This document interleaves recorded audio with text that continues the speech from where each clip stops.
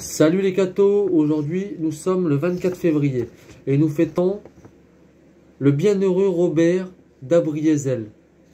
Robert d'Abriézel, né à Abriézel, aujourd'hui nommé Arbressec, près de Rennes, est une des figures les plus remarquables de la fin du XIe siècle et du commencement du XIIe siècle.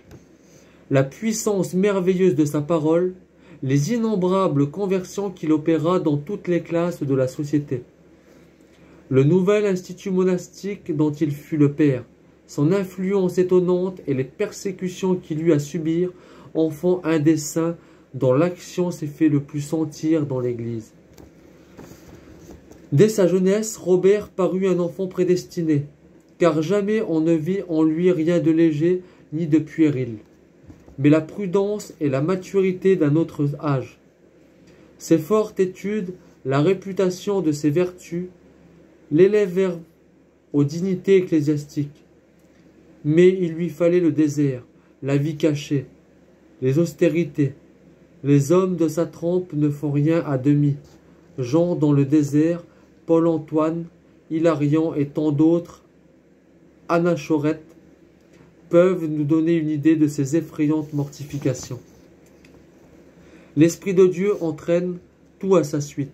Robert vit sa solitude envahie par de nombreux disciples, et on put dire de son vivant que sa maison était à la fois la plus pauvre et la plus sainte de tous, la plus sainte de tout le royaume de France. Fontevraud, lui, doit son origine, mais là s'arrête la vocation du moine. Ayant consolidé son œuvre, il devint revêtu de pouvoirs spéciaux par le pape Urbain II, missionnaire apostolique, pour toutes les parties du monde, et désormais, le bâton à la main, n'ayant pour richesse que la pauvreté, il parcourut spécialement la France, et renouvelle les merveilles des plus grands apôtres chrétiens dans la plupart de nos provinces. On cite le trait suivant, qui montre à la fois quelle était sa réputation et quelle charité animait son grand cœur. Dans un de ses voyages, son petit bagage fut pilé par des voleurs qui le maltraitèrent lui-même indignement.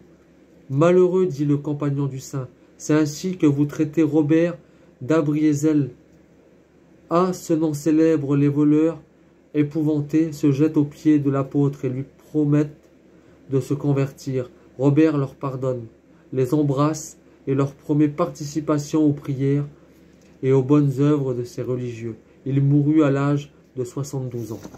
Que Dieu vous bénisse et à plus les cathos.